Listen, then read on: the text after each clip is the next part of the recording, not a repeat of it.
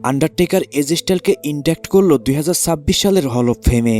এছাড়াও Brock Lesnar রেসেলমেনিয়ার জন্য করে দিল ওপেন চ্যালেঞ্জ। সো গাইস, আজকের মানডে নাইট রটি শেষ হয়ে গেছে। কি হলো আজকের মানডে নাইট রতে সমস্ত কিছুই থাকবে আজকের এই ভিডিওতে। আজকের মানডে নাইট রর শুরুতে আমরা গুন্থারকে দেখতে পাই। গুন্থার রিংয়ে এসেই বলে আজকের মানডে নাইট রতে এজে স্টাইলকে ট্রিবিউট দেওয়া হবে, কিন্তু এজে স্টাইল একজন লুজার। সে লুজার গোলবার্গের মতো, সে লুজার জন সিনার মতো, এবং কি সে নিজেও একজন লুজার। আমি তার ক্যারিয়ারকে এন্ড করেছি, আমি ক্যারিয়ার কিলার, এবং কি আমি হচ্ছি লেজেন্ড কিলার। গুন্থার আরো লেজেন্ডদের সম্পর্কে কিছু বলছিল, তখনই সেখানে চলে আসে অ্যাডাম পিয়ার্স। অ্যাডাম পিয়ার্স প্রতি সপ্তাহের মতো একা আসে না, সে তার সাথে করে অনেকগুলো সিকিউরিটি গার্ড নিয়ে সেখানে চলে আসে। অ্যাডাম পিয়ার্স সেখানে এসেই বলে, গুন্থার তোমার আজকে এইসব কিছু চলবে না, তুমি এখনই এখান থেকে বের হয়ে যাও, কারণ আজকের মানডে নাইট র হবে শুধু এজে স্টাইলের সেলিব্রেশনের জন্য। আর গ্যাস তখনই সেখানে অনেকগুলো সিকিউরিটি গার্ড দেখে সেখান থেকে চলে যাচ্ছিল গুন্থার। কিন্তু গুন্থার যখন সেখান থেকে চলে যাচ্ছিল, তখনই সেখানে ড্রাগন লি গুন্থারকে অ্যাটাক করে দেয়। গুন্থার এবং কি ড্রাগন লির ফাইট চলতে চলতে তারা ব্যাকস্টেজের মধ্যে চলে যায়। এর মধ্যে বেশিরভাগ সময় ড্রাগন লি গুন্থারের উপর ডমিনেট করছিল। একটি পর্যায়ে সিকিউরিটি গার্ডরা সেখান থেকে ড্রাগন লিকে নিয়ে যায়। গুন্থার সেখানে পড়েছিল, তখনই তার সামনে চলে আসে কোডি রোডস। কোডি রোডসকে দেখে তো সবাই অনেক বেশি খুশি হয়ে যায়। সবাই মনে করেছিল যে এখান থেকে হয়তো কোডি রোডস এবং গুন্থারের মধ্যে রাইভালরি শুরু হতে পারে, কিন্তু কোডি রোডস সেখানে কোনো কথা না বলে কোডি রোডস সরাসরি চলে আসে রিং এর মধ্যে। কোডি রোডস রিং এ এসে সেখানে এজে স্টাইলকে নিয়ে হাইপ করছিল, তখনই সেখানে ফিশনরা চলে আসে। পল হেইম্যান সেখানে কিছু বলতে গেলে অডিয়েন্সরা অনেক বেশি বু করছিল পল হেইম্যানকে, যা দেখে অস্টিন থিওরি সেখানে মাইক নিয়ে বলে, আমি এখানে থাকবো না, কারণ এইখানকার অডিয়েন্সরা অনেক বেশি অসম্মান করেছে আমার ওয়াইজম্যানকে এবং কি আমাদের ফিশনকে। এরপর লোগেন পল অস্টিন থিওরির কাছ থেকে মাইক নিয়ে বলে, এইখানকার অডিয়েন্সদের কোনো সেন্স নেই, তোমাদের তো লজ্জা হওয়া উচিত। আর কোডি রোডস, তোমারও ওইখানে লজ্জা হওয়া উচিত। তুমি মনে করছো তুমি এলিমিনেশন চেম্বারের জন্য যেহেতু কোয়ালিফাই হয়ে গেছো, তোমার এই এলিমিনেশন চেম্বারটা অনেক বেশি সহজ হবে, কিন্তু এটা এত সহজ হবে না, কারণ এখনই একটি এলিমিনেশন চেম্বারের জন্য কোয়ালিফাই ম্যাচ হবে। আর এই ম্যাচের মধ্যে কিন্তু ফাইট করবে আমাদের ব্রনসন রিড। ব্রনসন রিড এই ম্যাচটার মধ্যে উইন করে সে যাবে এলিমিনেশন চেম্বারে, আর এইবারের এলিমিনেশন চেম্বারও হবে ব্রনসন রিডের। তখনই সেখানে মিউজিক হিট হয়ে যায় জে উসোর। জে উসো রিং এ আসার পরে ম্যাচ শুরু হয়ে যায় Jey Uso versus Bronson Reed versus El Grande আমেরিকানোর মধ্যে। গাইস, এই ম্যাচটা ছিল কিন্তু একটি এলিমিনেশন চেম্বারের জন্য কোয়ালিফাই ম্যাচ। এই ম্যাচটার মধ্যে যে জিতবে সে যাবে এলিমিনেশন চেম্বারে। ম্যাচের শুরুতে আমরা দেখতে পাই এল গ্রান্দে আমেরিকানো এবং জে উসো ব্রনসন রিডকে দুইজন মিলে অ্যাটাক করছিল, যার ফলে কিন্তু ম্যাচের অনেকটা সময় ম্যাচ থেকে আউট হয়ে যায় ব্রনসন রিড। তারপরে এল গ্রান্দে আমেরিকানো এবং জে উসো অনেক ভালো একটা রেসলিং ম্যাচ আমাদেরকে উপহার দেয়, কিন্তু একটু পরে ব্রনসন রিড আবারও ম্যাচের মধ্যে ব্যাক করে। সে ম্যাচের মধ্যে ফিরে এসে ডমিনেট করতে শুরু করে এল গ্রান্দে আমেরিকানো এবং জে উসোর ওপর, কিন্তু তখনই ম্যাচের মধ্যে একটা বস হয়ে যায়। এল গ্রান্দে আমেরিকানো একটি জার্মান সুপ্লেক্স হিট করে জে উসোকে।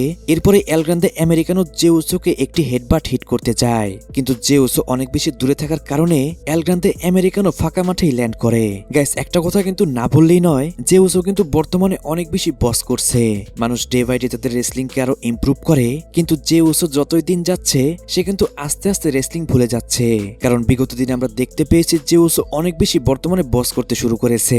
একটি মোমেন্টে এল গ্রান্দে আমেরিকানো জে উসোকে পিনফল করতে গেলে সেই পিনফলটি কাউন্টার করতে আসে ব্রনসন রিড। এর মধ্যে ব্রনসন রিডের একটা শোল্ডার ইনজুরি হয়ে যায়, যার কারণে কিন্তু ব্রনসন রিড ম্যাচ থেকে আউট হয়ে যায়। গাইস, এটা কিন্তু স্টোরি লাইনের অনুযায়ী কোনো ইনজুরি নয়, এটা কিন্তু একদমই রিয়াল ইনজুরি ছিল, যার কারণে পুরো ম্যাচের মধ্যে আর ফিরতে পারে না ব্রনসন রিড। যেহেতু ম্যাচটি ট্রিপল থ্রেট ম্যাচ ছিল, এই ম্যাচটা আগে থেকে কিন্তু সেভাবেই সাজানো হয়েছিল। যখনই ব্রনসন রিড ম্যাচ থেকে আউট হয়ে যায়, এল গ্রান্দে আমেরিকানো এবং কি জে উসোর মধ্যে আমরা অনেক বেশি ধোঁয়াশা দেখতে পাই। তারা এক একটি মুভ করছিল, সে সমস্ত মুভগুলো দেখেই মনে হচ্ছিল যেন তারা এইসব মুভগুলো করার জন্য প্রস্তুত নয়। তারপরেও কোনোভাবে এই ম্যাচটা জে উসো ফিনিশ করে। জে উসো এল গ্রান্দে আমেরিকানোকে একটা স্পেয়ার হিট করে, এরপরে সে একটা স্প্ল্যাশ হিট করে এই ম্যাচটার মধ্যে পিনফল করে উইন করে যায়। আর গাইস, এরই মাধ্যমে জে উসো চলে গেল এলিমিনেশন চেম্বারে। এখন এইটা কি স্টোরি লাইন অনুযায়ী হওয়ার কথা ছিল, নাকি এটা ব্রনসন রিডের ইনজুরির কারণে হয়েছে, এটা কিন্তু আমরা সামনেই জানতে পারবো। তারপর লিভ মর্গান এবং ডমিনিক মিস্টেরিও রিংয়ে আসে। সেখানে এসে ডমিনিক মিস্টেরিও সেখানে আসতে বলে স্টেফেনি বেকর এবং কি জেট কার্গিলকে। দুইজন ওমেন ডাব্লিউডাব্লিউ চ্যাম্পিয়ন যখন রিংয়ের মধ্যে আসে, লিভ মর্গান ফার্স্ট ফার্স্টে সবাইকে বুঝাচ্ছিল যে সে জেড কার্গিলকে চ্যালেঞ্জ করতে পারে, কিন্তু হঠাৎই লিভ মর্গেন সেখানে স্টেফেনি বেকরকে অ্যাটাক করে দেয়, যা দেখে জেড কার্গিলও বুঝে যায় যে লিভ মর্গেন সেখানে স্টেফেনি বেকরকে চ্যালেঞ্জ করেছে রেসেলমিনিয়ার জন্য, আর এই জন্যই সেখান থেকে চলে যায় জেড কার্গিল। গাইস, এরই মাধ্যমে কিন্তু স্টেফেনি বেকরের রেসেলমিনিয়ার অপোনেন্ট হয়ে গেল লিভ মর্গেন। তারপর ম্যাগজিন ডুপ্রি ভার্সেস ন্যাটির মধ্যে একটা 1-on-1 ম্যাচ শুরু হয়ে যায়। ম্যাচটি শুরু হওয়ার মাত্র কিছু সময়ের মধ্যেই ন্যাটি ম্যাগজিন ডুপ্রিকে ব্যারাকেটের ওইখানে ধাক্কা দেয়, যার ফলে আমরা দেখতে পাই সেখান থেকে আর কোনো মুভি করতে পারছিল না ম্যাগজিন ডুপ্রি। ম্যাগজিন ডুপ্রির কিন্তু কোনো মুভমেন্টই না হওয়ার কারণে সেখানে রেফারি এই ম্যাচটা ইন করে দেয়, আর এই ম্যাচটার উইনার ঘোষণা করে দেয় ন্যাটিকে। তারপর ব্যাকস্টেজে আমরা জাজমেন্ট ডেকে দেখতে পাই, সেখানে জেডি ম্যাকডোনা ফিন বেলারকে বলে, আমি তোমাকে চ্যাম্পিয়ন হিসেবে দেখতে চাই, আমি সবসময় তোমাকে বড় ভাই বলে মানি। ফিন বেলার বলে, অবশ্যই তুমি আমাকে চ্যাম্পিয়ন হিসেবে দেখবে, কিন্তু আমি চাই একা ফাইট করতে। তখনই সেখানে ডমিনিক মিস্টেরিও আসে। ডমিনিক মিস্টেরিও বলে, লাস্ট উইক তোমরা আমাকে একা ছেড়ে দিয়েছিলে, যার কারণে আমি সেই ম্যাচটি উইন করতে পারিনি।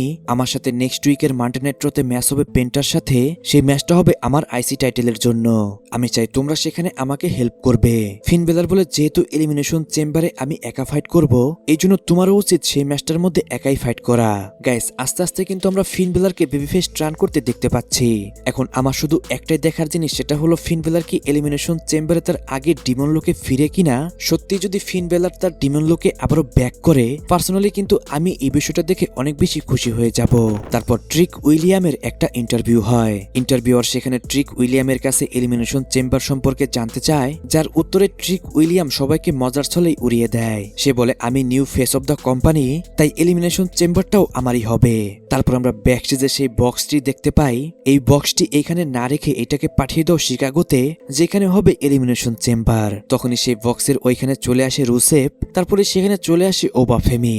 দুজনের মধ্যে যখনই সেখানে ঝামেলা শুরু হতেই যাবে, অ্যাডাম পিয়ার্স তাদেরকে বলে আজকে যেন কোনো ঝামেলা তারা না করে, তাদের মধ্যে নেক্সট উইক ম্যাচ হবে। তারপর ব্রক লেসনার এবং কি পল হেমেন রিং এ আসে। রিং এর মধ্যে আসার পরেই পল হেমেন বলে, এখন রেসেলমিনিয়া 2 নাইটের হয়, আমি তোমাদের সবাইকে আবারও রিমাইন্ড করে দেই, ব্রক লেসনার আন্ডারটেকারের রেসেলমিনিয়া স্ট্রিককে ভেঙেছিল, এই জন্যই রেসেলমিনিয়াতে যেই ব্রক লেসনারকে ফেস করবে, সেই অরিজিনাল রেসেলমিনিয়াকে মেইন ইভেন্ট করতে পারবে। এখন সবার চোখ কে আসবে ব্রক লেসনারের অপোনেন্ট হয়ে, কে হবে ব্রক লেসনারের রেসেলমিনিয়ার অপোনেন্ট।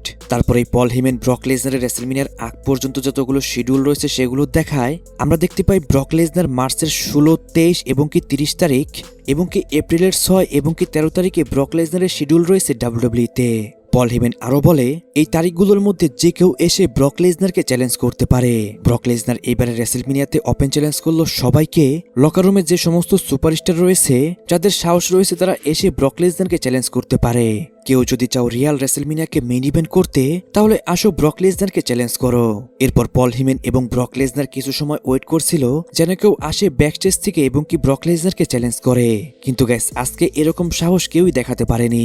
আপনি মানুন এবং না মানুন, যখন ব্রক লেসনার একজনের সামনে থাকবে, তখন সে পার্সনটির অবস্থা যে কেমন হবে, এটা কিন্তু সামনে থাকা পার্সনটি ভালো মতন বলতে পারবে।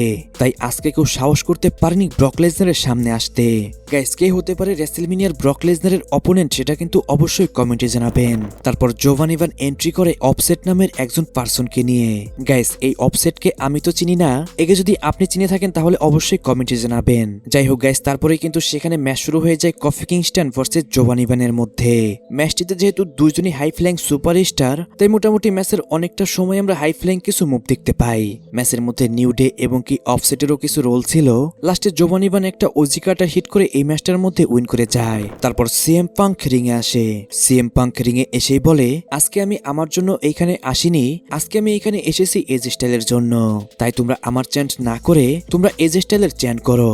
আমাকে অনেকেই বলেছে যেহেতু রেসেলমিনিয়ার সামনে, তাহলে কেন আমি এলিমিনেশন চেম্বারে ফাইট করছি এবং কি সেখানে আমার টাইটেলকে দাওয়ে রেখেছি।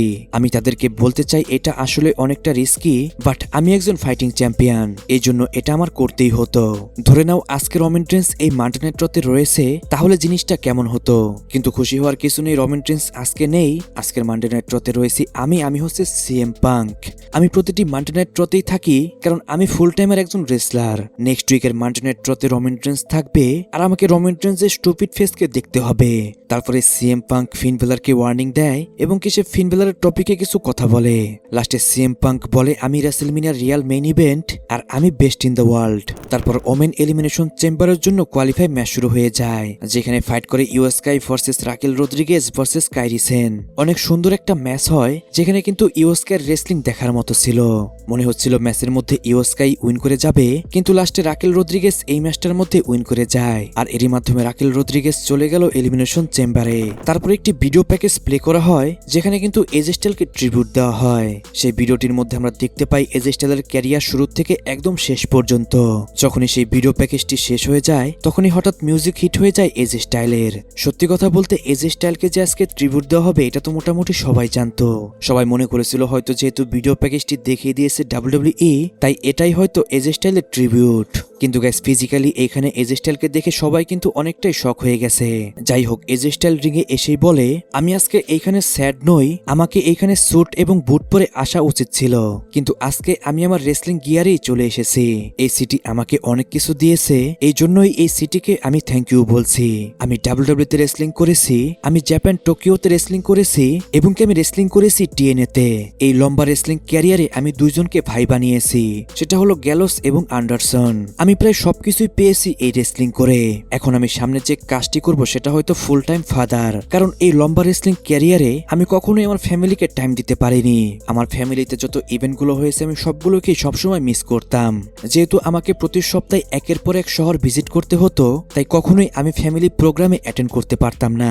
অনেকেই আমাকে বলছে কেন আমি রয়্যাল রাম্বলে রিটায়ারমেন্ট নিয়ে নিলাম, কারণ WWE তে আমি যখন ডেবিউ করেছিলাম সেটা হলো রয়্যাল রাম্বল 2016, আর আমার লাস্ট ম্যাচটি হয়েছিল 2026-এর রয়্যাল রাম্বলে। আবার অনেকেই এটা মনে করেছিল কেন আমি গ্লাভসটি সেদিন ডাউন করিনি, কারণ হচ্ছে আমি আমার গ্লাভসটি ডাউন করব আজকে, এটা আমার হোম, আমি এখানে আমার গ্লাভসটি ডাউন করব। আর গাইস তারপরে কিন্তু এজে স্টাইল তার রেসলিং গিয়ার এবং কি তার গ্লাভসটি ডাউন করে দেয়। এজে স্টাইল যখন তার গ্লাভস এবং কি রেসলিং গিয়ার রিং এর মধ্যে রেখে দেয়, তখনই আমরা দেখতে পাই লকার রুমে থাকা সমস্ত সুপারস্টারই সেখানে চলে আসে এবং কি তারা এজে স্টাইলকে ট্রিবিউট দেয়। আর সেখানে কিন্তু ট্রিপল এইচও ছিল।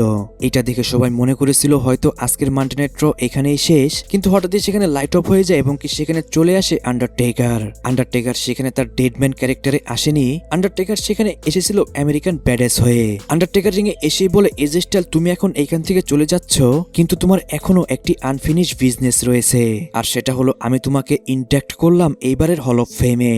গাইস এটা শুনে কিন্তু এজে স্টাইল ইমোশনাল থাকা অবস্থায়ও অনেক বেশি খুশি হয়ে যায়, কারণ একজন WWE সুপারস্টারের সব থেকে বড় পাওয়া হচ্ছে হল অফ ফেমে ইন্ট্যাক্ট হওয়া। গাইস আজকে অবশ্যই ভিডিওর কমেন্ট বক্সে এই রেসলিং লেজেন্ড এজে স্টাইলের নাম লিখতে কিন্তু ভুলবেন না। এরই মাধ্যমে আজকের মানডে নাইট রটি শেষ হয়ে যায়। আজকের মানডে নাইট রটি আপনার কাছে কেমন লেগেছে অবশ্যই কিন্তু কমেন্টে জানাবেন। সো গাইস আজকের ভিডিও এই পর্যন্তই। রেসলিং সম্পর্কে সমস্ত নিউজ এবং কি আপডেট জানার জন্য চ্যানেলটিকে সাবস্ক্রাইব করবেন।